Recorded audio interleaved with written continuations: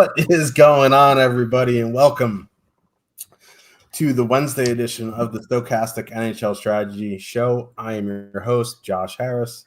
My voice is a little spotty today. I got a nice little chest cold going on, so if I don't speak as much, let's be honest, I'm going to speak until my voice goes. But we have a nice little 5-game slate yesterday. In the business, we call yesterday a nice tax write-off.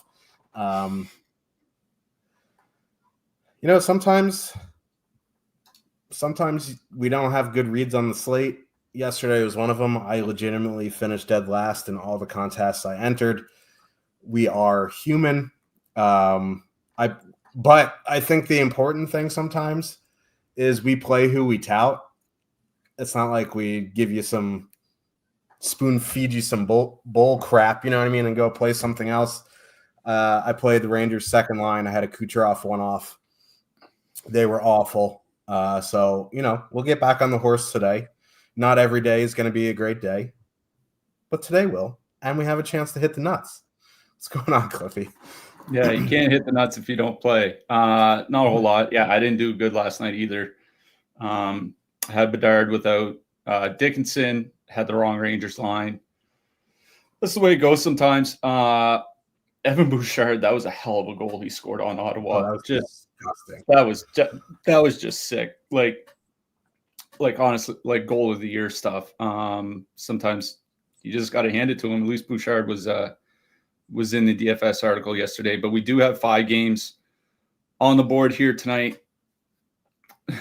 One very, very heavy favorite. Dallas is at home to San Jose. Toronto's really going through it with injuries right now. So that's an interesting matchup at home with Vegas. I kind of like this for a 5-gamer. I think there are a lot of, or not a lot because it's only 5 games, but I think there are some spots that I kind of like. It seems a lot more than ownership is showing. So excited to get through these games. Yeah. Interesting slate for sure. Let's get into it.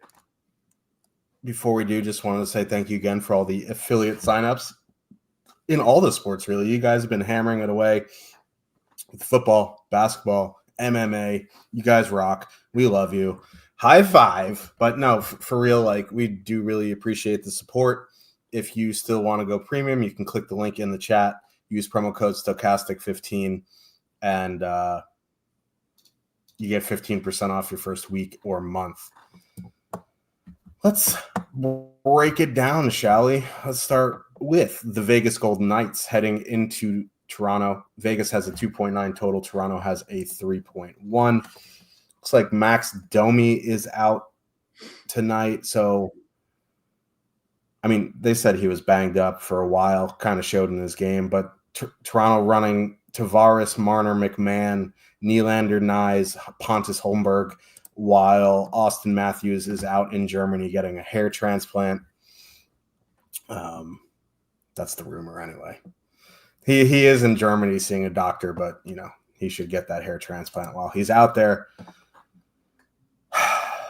Heavy chalk on this Leafs top line. And I'm a bit conflicted because Tavares and Marner actually have been pretty good together this season. But eventually these injuries are going to start catching up to them. You saw it happen with Colorado to the point where, like, their roster was so gutted. They had to play these top guys so much and they just kind of ran out of steam. Now you see them, they're getting healthy again and they're cutting back the minutes a little bit and they're starting to play better.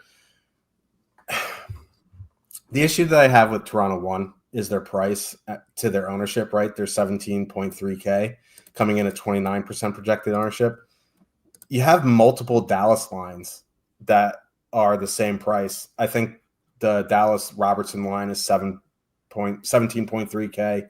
You have the Marchment line at 17.1K. Both of those are coming in with less ownership.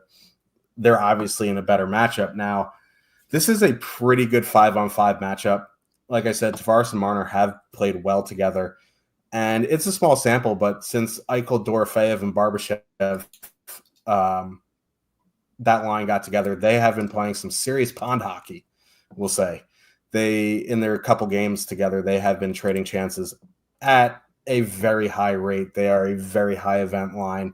So if you're in love with the Leafs here, I'd say you go play the Leafs. But again, like 17-3 is a fine price, especially on this slate because there's only one line over 20K, so it's not like salary is a huge issue.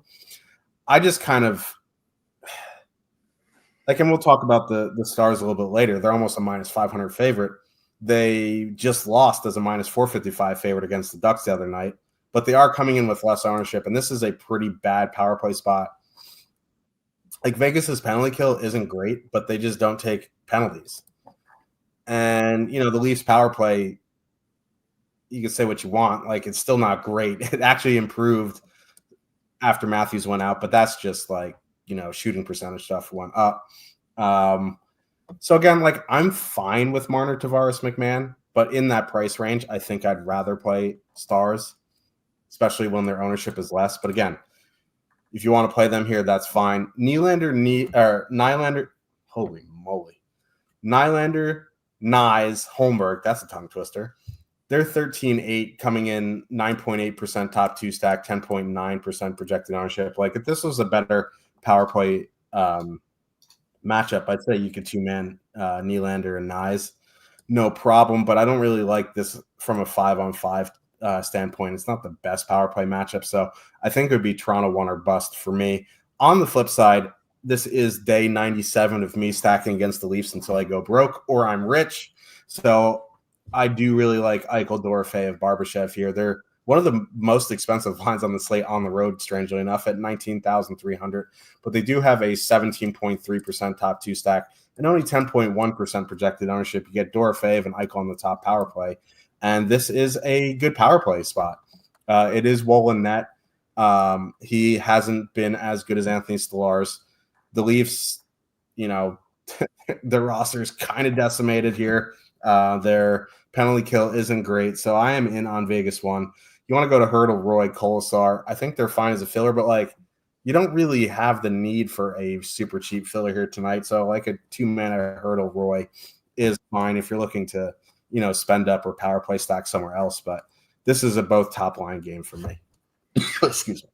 Yeah. So here's the one thing that kind of worries me about Vegas here tonight is that Marner and Tavares historically have been really good defensively together. Now, whether you want to say it's just Marner, because like I do think he is an excellent defensive winger and that he helps, whether it's Matthews, whether it's Tavares, no matter who his center is, whatever the case may be, they have been really good defensively. Like over the last 3 years, 2.4 expected goals against per 60. Like that's pretty good defense.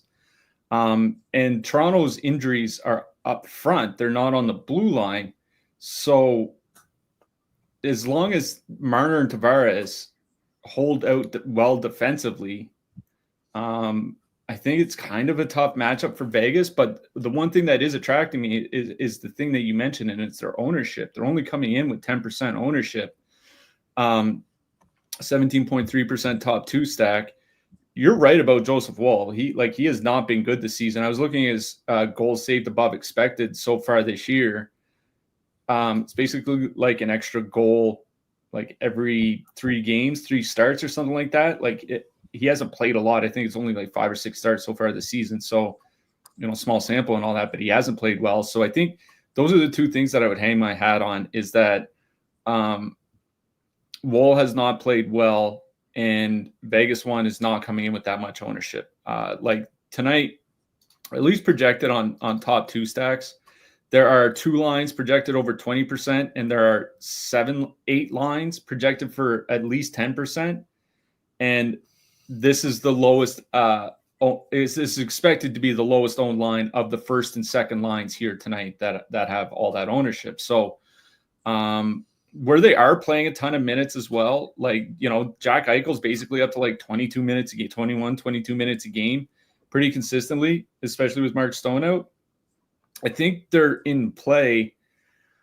I'm going to be honest, even with the ownership, I do kind of like Toronto here tonight. Like, I'm not worried about the defensive matchups from the Vegas side. As you were saying, Eichel and Barbashev without Stone, 3 expected goals against per 60 so far in their minutes without Stone over the last couple seasons, 2.9 expected goals for. They are legitimately just trading chances back and forth. Marner Tavares, good goal scoring, pretty good goal scoring, 3.3 goals per 60 when they skated together over the last few years.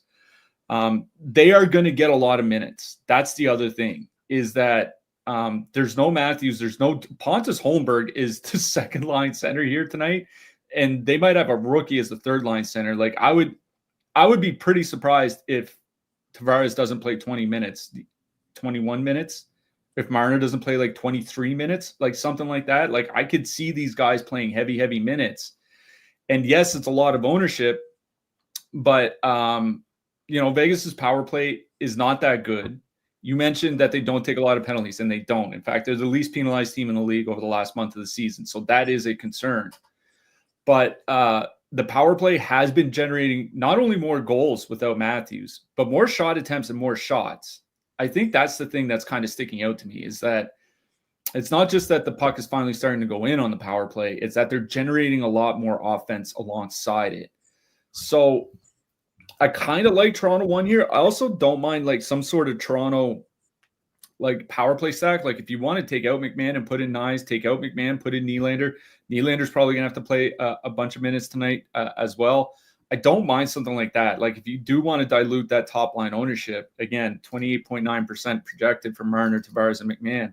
I think you're fine just substituting McMahon for Nylander, McMahon for Nyes, or just at Nyes, or just adding Nylander or Nyes to that stack and going with like a 5-man Toronto stack or something. For me, I prefer the Toronto side here. I know there's a lot more ownership. I think Vegas one is very much in play. I would be more tempted in like, if I was 20 maxing, I would probably have like a couple Vegas. If I was single entering, I'd be more interested in like a 5-man Toronto stack or something like that than I would be playing Vegas one. Vegas two, I think Vegas two is where things start to get a little interesting for me. Roy and Hurdle still expected to be on the top power play unit. That line with Keegan Colasar, 12,600, 1.5% ownership. They're going to avoid Marner and Tavares for the most part. And once you start getting into those second and third lines, like Toronto might have like I said, a rookie with Nick Robertson on the third line.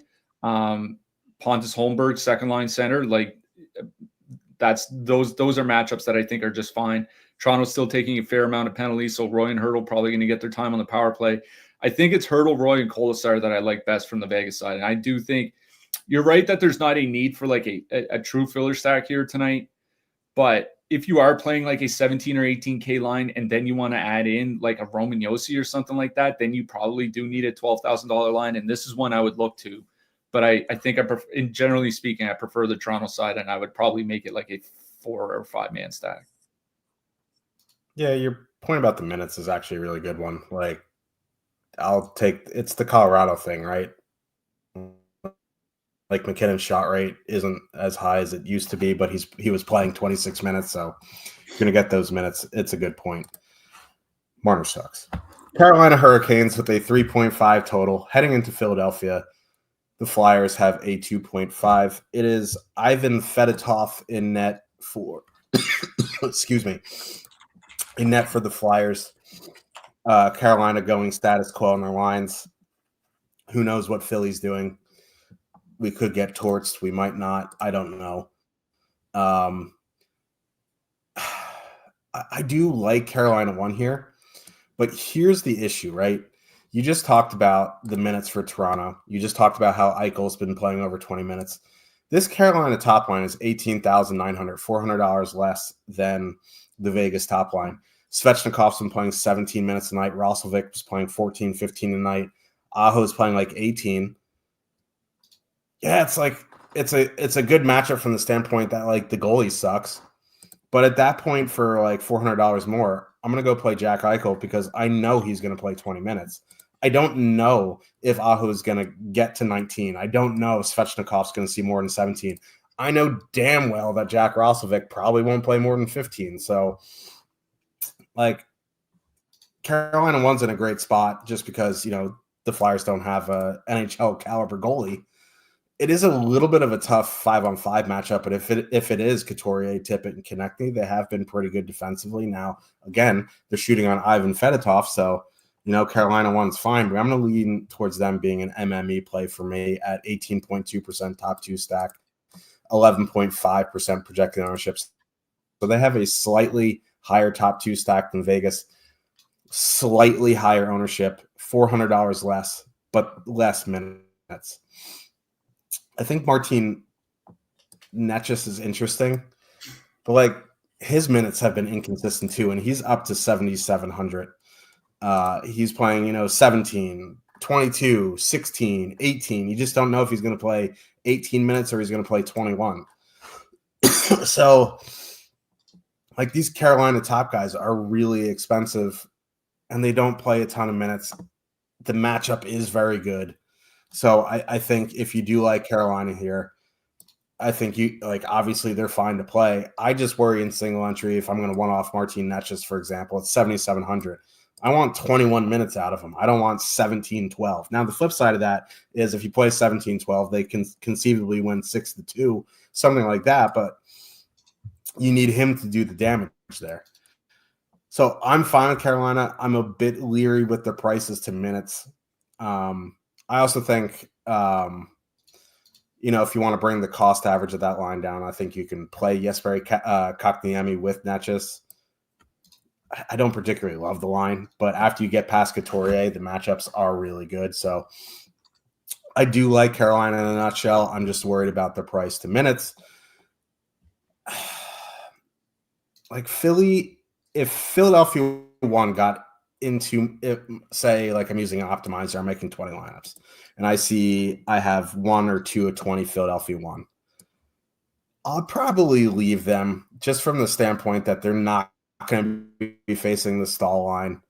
They're going to see most of the time Svechnikov, Aho, Rosovic, and while that line is very good offensively, they're not elite defensively like that stall line, so I'd leave them.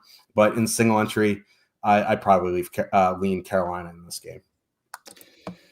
Yeah, I think I'm just treating Philly as I've basically been treating Philly for weeks now. It's one-off Konechny. Travis Konechny's legitimately been playing 22 minutes a game for a couple of weeks now. It's kind of, which I get. They need him to because the depth just really hasn't done anything. So doing that is fine. Owen Tippett's still shooting the puck, so one-off Tippett is fine. Carolina typically takes a reasonable amount of penalties, certainly above average rate. So if you want a one-off Matvei Michkov, I think that's fine. But, I will say they did leave the top line together for the entire game last game. And, that's always a bonus. But they're 18,400 here tonight. And when you look at that expensive price range, you have Vegas one, you have the Toronto line that we just talked about at 17,300. You mentioned the other two Dallas lines in the 17K range. There's a Buffalo line later. I don't think I'm playing Buffalo, but they're in that price range as well. There are just other lines in that price range I'd rather play. And I even if they have spent a couple games together, I don't have faith that Konechny, Couturier, Tippett last the entire game. Especially if this is 1-0 Carolina early in the second period, or 2-0 Carolina, especially, I don't think they're going to stay together. I just worry so much about Torts messing with his lines that it's hard for me. If they were coming in at 2% ownership or something like that, I'd say, yeah, maybe, but they might be close to Vegas one here tonight. I'd just rather go play Vegas one. You know what I mean? So one-offs for me from the Flyers, but that's about it. I will mention, I don't know, just in the games that I've watched, Bobby Brink has kind of looked okay for the Flyers. Ice time is a concern. I think he played 10 minutes in his last game. But he can shoot. He is a good skater. If you need a cheap one off, I think he's fine. But I don't have a ton of interest in stacking Philly. I do have interest in stacking Carolina here tonight. The points about your points about minutes is right, but it has changed a little bit since Seth Jarvis got injured. It's been 4 games without Jarvis. Believe it or not, in those 4 games, Jack Roslovic leads them in even strength ice time per game. Which I had to double check. I couldn't believe it. He's at 13.5 minutes per game. It's more than Necas, more than Svechnikov, more than Aho. He has been getting, close to 16 minutes a game. I think those last 4 games, it's been like 14, 15, or 14, 15 and a half, 16, and 17 minutes. So like he is getting reasonable ice time. And Carolina is drawing a lot of power plays, especially again over the last month. They're at 3.8 power plays per game over the last month. It's the most of any team in the league. The Flyers penalty kill is good, but it's not elite like it was last year, especially with all the injuries that the Flyers have. Like the Flyers still have no Cam York, still no Drysdale. Emil Andre is injured. Like it's just not the same penalty kill as it was last year. So you get Svechnikov and Aho on the top power play unit. Those 2 guys are at 3.7 expected goals per 60 this year. 3 actual goals, shooting a league average. I think it's league average 8.5%. Like, if they just start getting a little bit lucky, like, they've been up since Seth Jarvis got hurt. Like Svechnikov is close to 19 minutes. Aho is 19.5. Like, just because Jarvis is still out, I do think that they get some more minutes here tonight. It's not an easy matchup going up against Couturier at 5-on-5, but I do think that this Carolina line is the better line.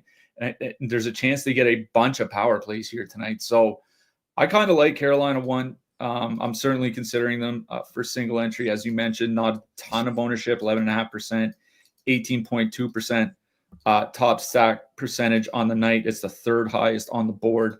I like Carolina 1 here. If you want to take off Roslovic and put on Necas, because Necas is running hot, like Necas is running hotter than the sun right now, I have no issue with that. But I really do like Carolina 1. If I were to go down to Carolina 2 or something, it would probably be like a one-off Necas, something like that.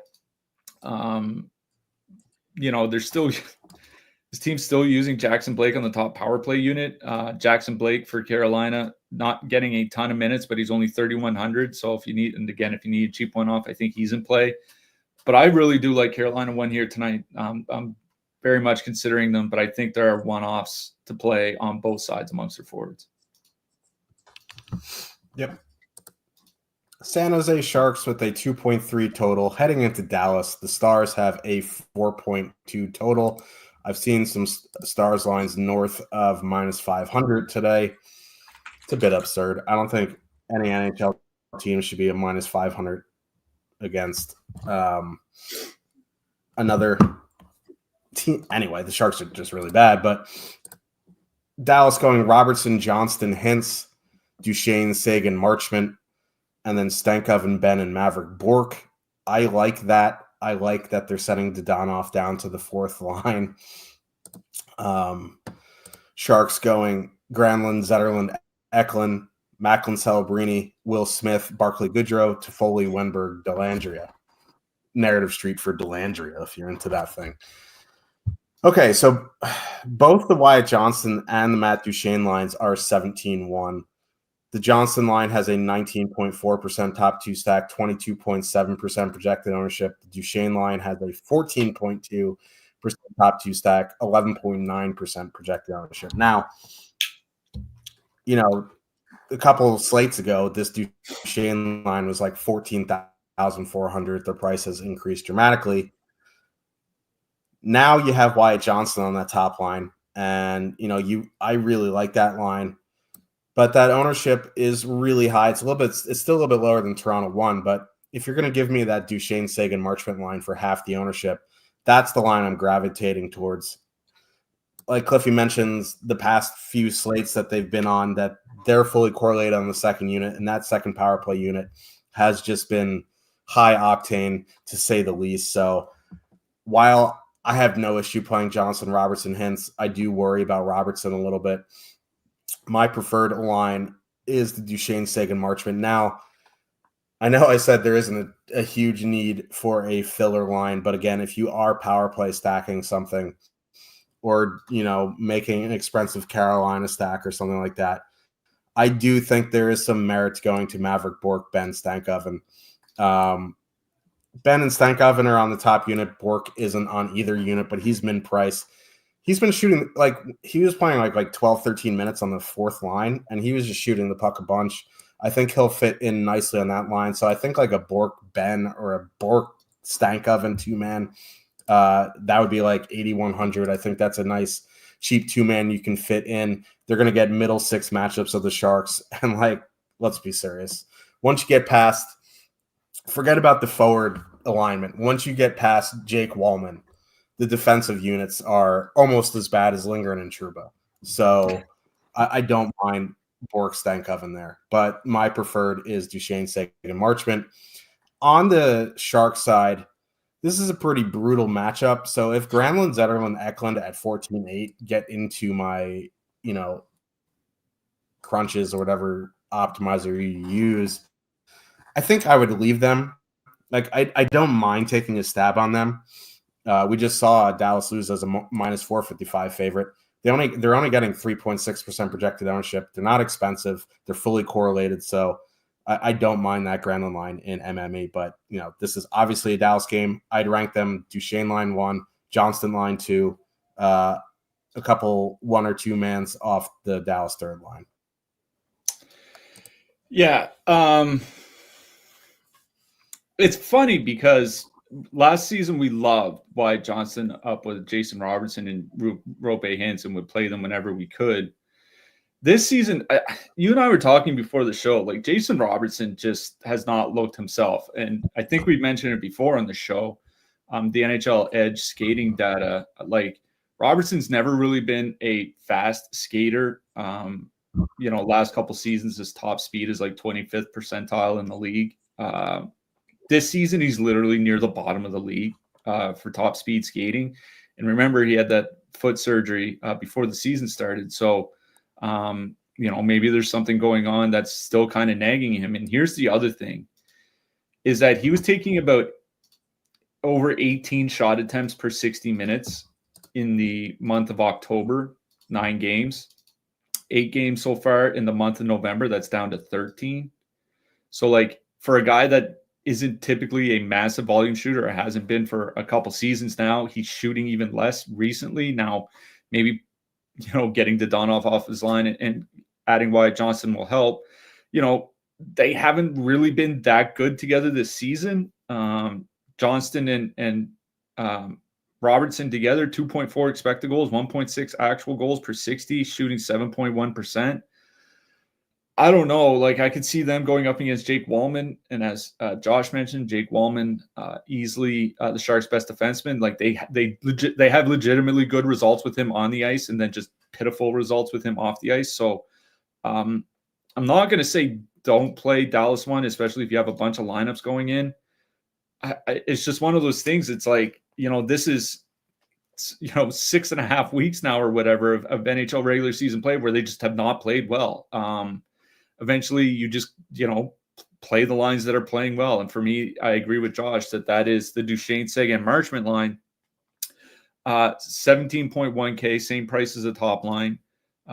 About half the ownership, as Josh mentioned, 11.9%, but still a 14% top 2 stack percentage here on the night. That is 6th amongst all the lines that we have in the top stacks tool. So pretty high top 2 stack percentage. They've been excellent this season, not just their scoring, but 3.5 expected goals per 60 in 130 minutes together, 3.7 actual goals per 60. One thing I noticed digging through some of the tracking data from this season so far, I subscribe to all 3 zones. The guy does manual tracking, is that Mason Marchment's had a big rebound season. This was a guy like back in Florida. He was pretty good through the neutral zone and being able to gain the offensive zone with the puck. He struggled with that a lot last year. It was more on Seguin, especially Duchesne. This season, he's bounced back. His transition numbers are really, really good. All 3 of them are like at least 60% above the league average in passes leading to teammate scoring chances. So like, they're all contributing kind of equally. They're all together on the same power play unit. That power play unit's at 150 shot attempts per 60 minutes, which is absolutely absurd shot volume. I really do like Dallas too. I know they're getting more expensive. They are expensive for a line that might only play like 15, 16 minutes. I think they're going to avoid Wallman. It's a good power play matchup. They're perfectly correlated. They've been great all season. They were good last year. Marchman's been better. I just think there are a lot of reasons to go back to Dallas 2 here. So I think I prefer Dallas 2. I will shout out Stankov and Ben and Borg. I do think I agree with you. There are a filler line that they can use, especially where Borg is so cheap. Like Ben and Stankoven have played reasonably well, whether it's with Johnston or anybody else. Like,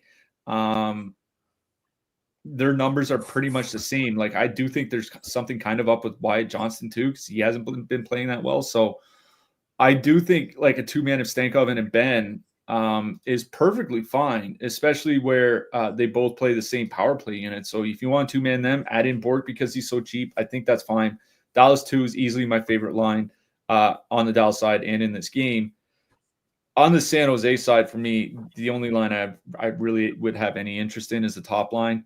Granlund still shooting, still getting a ton of minutes. Eklund getting more minutes. I wrote about Eklund elsewhere earlier this week. He's made a lot of improvements across the board. Higher shot rate, better in transition, better higher assist rate on teammate scoring chances. Like, he's a young player that's just improving like every season. It seems like they have been fine 3.6 goal or fine by expected goals, 2.4 per 60, great by expected actual goals, 3.6. I do think that this is a really tough matchup at 14,800. I think they're playable, but there are other lines kind of in that price range. We'll get to the Kings in a second. Nashville isn't that much more expensive. There are just some other lines I would rather play. I think San Jose 1 is fine. I think even going down to a Tyler Toffoli 1-off is fine because he's still getting minutes even though he's down on the third line or whatever. But for me, it'd be San Jose 1 if anything, but it's certainly the Dallas second line I like best in this game. Yeah, I had to go leave to acquire a tiny human. He is off screen for now. Nashville Predators with a 3 total heading into Seattle.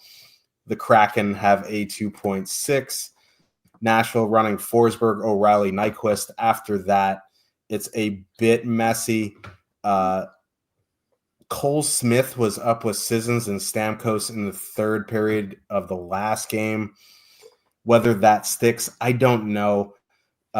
Really, the bottom 6 or the middle 6 to bottom 6 for Nashville is kind of a rotation of musical chairs. Stamkos is going to be on that second line.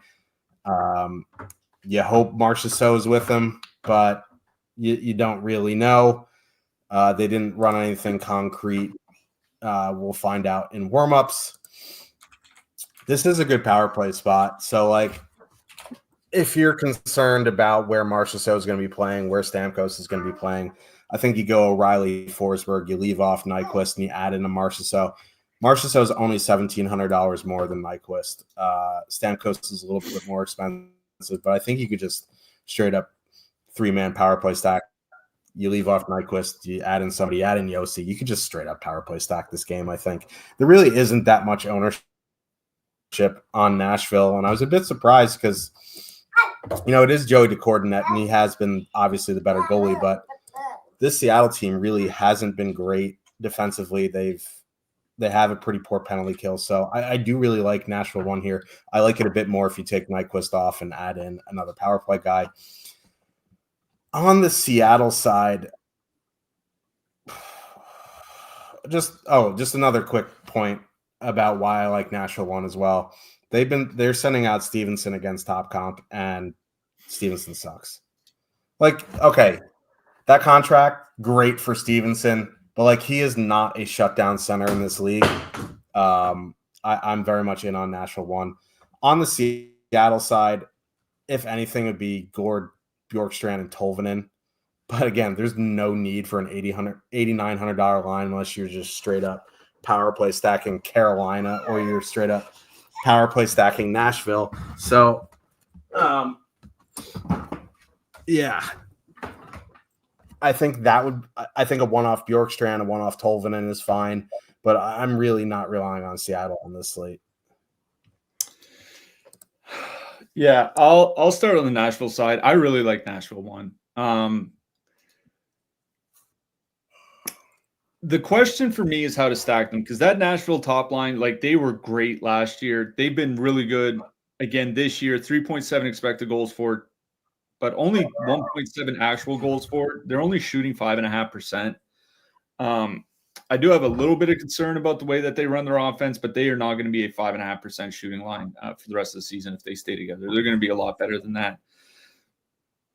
You get O'Reilly and Forsberg on the top power play unit. Nashville's top power play unit has been arguably the best in the NHL this season, one of the best for sure. This is a good power play matchup. The Seattle penalty kill is not good by just about any measure you look at. Third most shot attempts, fourth most shots. Their goalies have been kind of holding the fort a little bit, but if their goalies don't post like a 90% save percentage on the penalty kill, pardon me, the goals will certainly be flying in on Nashville's power play. Nashville's also drawing a lot of power plays just to begin with. They're about league, not a lot. I should say they're about league average over the last month. But they don't if they get 3 power plays, they can easily go 2 for 3 against this penalty kill, because Seattle, they are giving up a ton from just about everywhere. So I like Nashville 1. That line is really good at 5-on-5. Again, you get 2 out of 3 on the power play unit. Here's the thing, is that Stamkos is very integral to the power play. And if I'm going to stack them because I like it as a power play spot, I find it hard to leave Stamkos off. I agree you can take Nyquist off for Stamkos. But Nyquist is only 3,200. It's not like he's an expensive guy. I wouldn't even mind just full stacking Nashville 1 and then adding Stamkos to the stack. Kind of like we talked about with Toronto earlier, because again, this is a really good power play spot. It's the Nashville top line is a tremendous 5-on-5 line. They were last year. They have been in a 100-minute sample so far this year. Your point about Stevenson, I wish I had the opportunity to question coaches at times, because I look at Chandler Stevenson. It literally doesn't matter what metrics you look at, whether you look at expected goals metrics, shots against metrics, or just actual goals for and against. He's last across the board on the Seattle team. And they're like, well, maybe if we play him 20 minutes again next game, things will be really different. And it's like, no, he's just getting his brain speed in nearly every single game. Him and Schwartz have just not been a good line together. I have no concerns about that matchup at all. That Seattle line, God, they've been bad. 2 expected goals for, 2.7 against per 60. Like, they're carrying, they're only carrying less. It's like 42% of the expected goal share. It has been an absolutely abysmal experiment with Chandler Stevenson. I think this is a great matchup for Nashville 1, both at 5-on-5 and on the power play. But like I said, if I was playing Nashville, whether I take out Nyquist and add in Stamkos or just add Stamkos to the stack, I'd be pretty tempted to add in Stamkos, because I think this is a great power play spot for him. No interest in stacking the Nashville depth. On the Seattle side, like, the one thing that's kind of enticing me to McCann, Burakovsky, and Beniers is that Burakovsky is only 2,800, right? It's a $1,600 savings off of what Jordan Eberle was. They are perfectly correlated on the power play. Nashville's penalty kill is not elite or anything. I don't know. I don't really like that line without Eberle. He had some pretty good passing data early in the season. At 13,600, like, they're fine. But when I look at other cheap lines, like, I would rather go play Vegas 2. I'd rather go play Dallas 3. We'll get to the Kings in a second. There's another line I would rather play there. There are just a handful of lines in that price range I'd rather play. So I'm not too gung-ho on Seattle. I'll always say, like, a one-off Eli Tolvanen, especially now that he's getting power play time for whatever that's worth, is fine. As far as full stacking goes, I think I'm out. This is a Nashville game for me, and I really do like that top line. Yeah, so do I. Buffalo Sabres with a 2.7 total. Heading into LA, the Kings have a 3.2. Okay, so they had morning skate, and Tage Thompson wasn't in rushes, so he's probably going to be out. Now they ran in rushes: Peterka, McLeod, Rosen, Benson, Cousins, Lafferty, Zucker, Kulich, Quinn. Now I think Rosen might be a placeholder for Tuck. They think he might be playing. So if Tuck does play, it would be Peterka, McLeod, Tuck, and that's a pretty interesting line. But this is a pretty brutal matchup. The Kings are one of the best defensive teams at 5-on-5 in the league.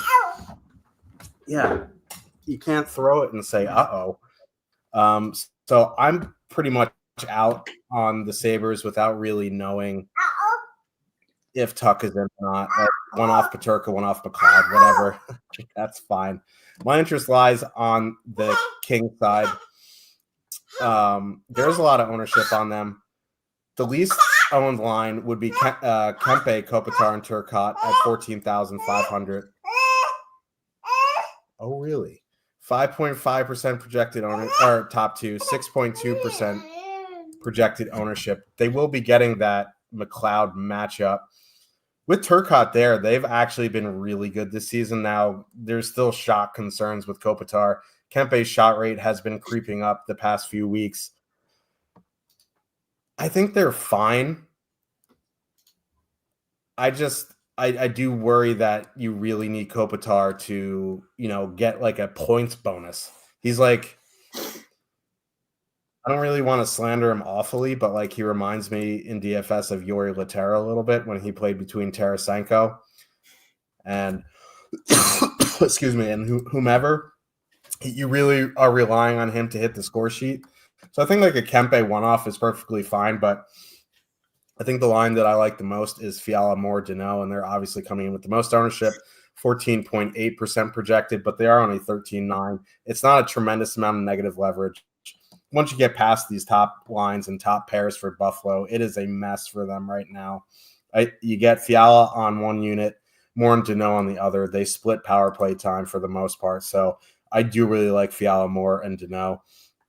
If you are, power play stacking and you need cheap two-man, I think you go Byfield, Fogle, or Fogle, Ferrier, or something like that. But it would be the Deneau line, then the Kopitar line, and then the Kings third line. Yeah, I'll be quick on Buffalo. I don't have any interest here. Los Angeles has been arguably the best 5-on-5 team in the league. Them or Minnesota, take your pick. The reason the Kings were allowing goals earlier in the season was their goaltenders were awful on the penalty kill. That has kind of completely turned itself around. And the Kings are taking fewer penalties. They're about league average by time shorthanded over the last month. They've only allowed 5 power play goals against in 12 games. It's if you look at some of the other penalty killing metrics, the Kings are giving up fewer shot attempts per minute than Carolina. They're giving up fewer shots against per minute on the penalty kill than any team but New Jersey. It's just a bad power play matchup for Buffalo, and it's a worse 5-on-5 matchup, and they don't have their best player. To me, that is it's an easy pass for me. So particularly in single entry, of course, once it's a 5-game slate, once you get up to like 20 lineups, or more, you'll want to consider Buffalo. I don't have a lot of faith that they'll do a lot. I agree with Josh. It would be Peterka, Tuck, and McLeod for me. Pretty sure that Tuck and Peterka will at least be on the top power play unit, so it's worth something, but I don't have a lot of interest. This is just a really bad matchup for the Sabres. For me, it's a Kings game. Now, here's the thing. Turcotte has been good this season. Like, there's a reason he's on the top line, and it's not because few other guys have worked out there, although that's part of the reason. The other reason is he was playing very well in the bottom 6, and he kind of earned his way to the top line. What worries me about Turcotte is what happened in the last game where I don't want to say he got benched, but what it effectively is that they're saving his minutes because he's a guy that's already been injured this season. He has a lengthy injury history. They don't want to play him 15, 16, 17 minutes a night against top competition game in and game out. So I do think that there are going to be nights where Turcotte, as it happened in the last game when Turcotte only skated 9.5 minutes. It wasn't because he was benched or anything like that. It was because they're just trying to save him.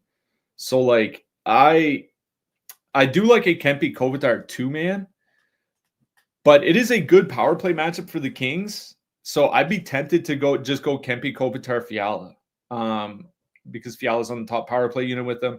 Fiala, if Turcotte does sit for some time, Fiala is prime candidate number one, along with Laferriere to get top line minutes. They're all in the power play together. They're not that expensive. I think Kempe Kopitar with Fiala makes a lot of sense to me. Like going to Kings 2 is perfectly fine. Fiala more in Danault. I kind of like Kings 3 here. And it's weird because they haven't been that great at 5-on-5, about league average by expected goals. They're scoring well, but they're also shooting 16%, which is going to regress. The thing is Laferriere and Byfield are probably still going to be on the top power play unit, and this is a great power play matchup. Buffalo is the most penalized team in the league over the last month. The Kings might actually get like 3, 4, cross your fingers, 5 power plays or something like that. I do think that they get a lot of power play opportunities. So like whatever happens with your stack, if you're stacking Kings, I would really focus on the power play guys here. I do think it's a good matchup for them. I like Laferriere, Byfield, and Fogle in particular, just because of the way I think I'm building my lineup tonight. 4.9% top 2 stack, 10% ownership. I think that's perfectly fine for a 5-game slate. As you mentioned, the Sabres depth has been beat. Tuck can't even skate this morning. Tage Thompson, he's not playing. They're still missing Matthias Samuelsson on the blue line. Jordan Greenway is out. Like, they're going to be challenged. So it's a Kings game for me.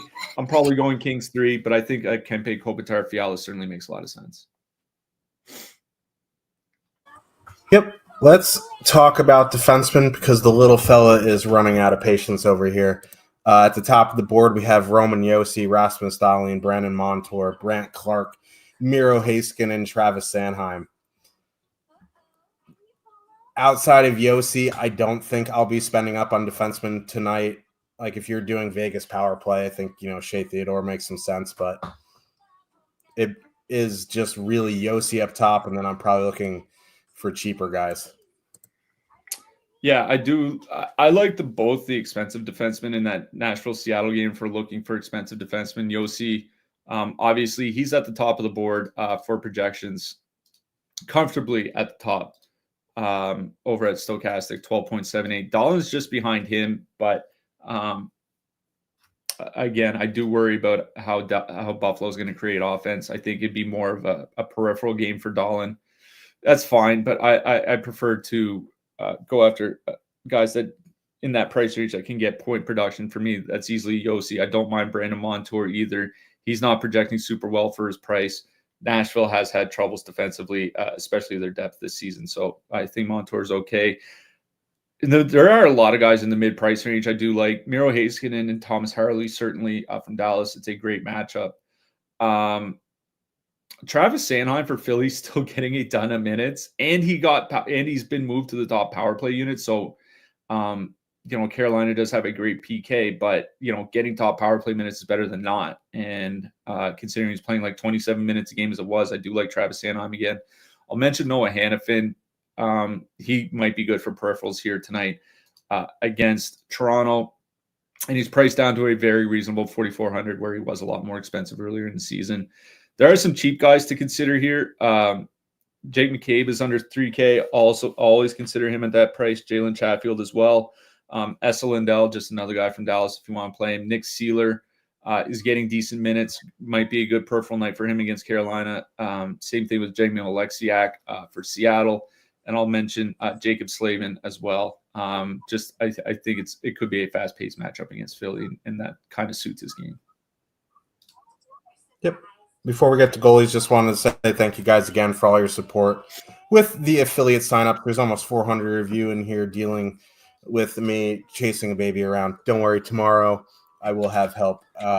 My help didn't want to come today because I am under the weather. They didn't want to get sick. Fair play to them. Again, if you do want to sign up, for premium. Click the link in the chat. Promo code Stochastic15 will get you 15% off your first month or week of any subscription. Let's talk about these goalies. I think, if I'm spending up, it would be for whoever starts for Carolina and Saros. Spending down is quite a circus here. I have a hard time spending down here. I think if I would do it, exactly, it would be whoever starts for Buffalo, whether it's Ukko-Pekka Luukkonen or James Reimer. I think you can punt with Blackwood and hope he sees the saves bonus, or Joey Decord at 7,400. But I have a hard time, playing anyone other than Kochetkov, Saros, or even Ottinger here. Yeah, I will say Ukko-Pekka Luukkonen did kind of stand out to me. It's not like the Kings are a super dangerous offensive team, and he's pretty cheap at 7,300. He's a cheap guy that I would certainly consider tonight. I like both goalies in that Seattle-Nashville game. I prefer Saros just because I think I'm more likely to play Nashville here tonight. But, if Seattle wins this game, I don't think it's going to be a 7-5 shootout. I think it's going to be maybe a 4-2 or a 3-2 game or something like that. So don't mind Decord. Also mentioned Aiden Hill. No Matthews, no Domi. Not that Domi shoots a ton, but there's just a lot of offense missing from the Toronto lineup. So I think Aiden Hill at 7,600 is perfectly fine as well. Yeah. Who you liking for your hat trick pick? I really like them here tonight. Probably going to fall flat on my face again, but we'll see how this goes. Andrei Svechnikov. Come for the expected goals. Stay for 9 actual goals. How about that? I'm going to boot a special. Steven Stamkos. I do like Nashville tonight as well. Stamkos. Yeah, we will be. Yeah, got a little parrot over here. We will be back tomorrow and Saturday. I will have help tomorrow, so he will be occupied when he wakes up from his nap. I appreciate you guys hanging out with us despite him making some noise. Good luck, everybody, tonight. Win some money. We'll talk to you tomorrow. Yeah, bye. Good luck tonight, everyone.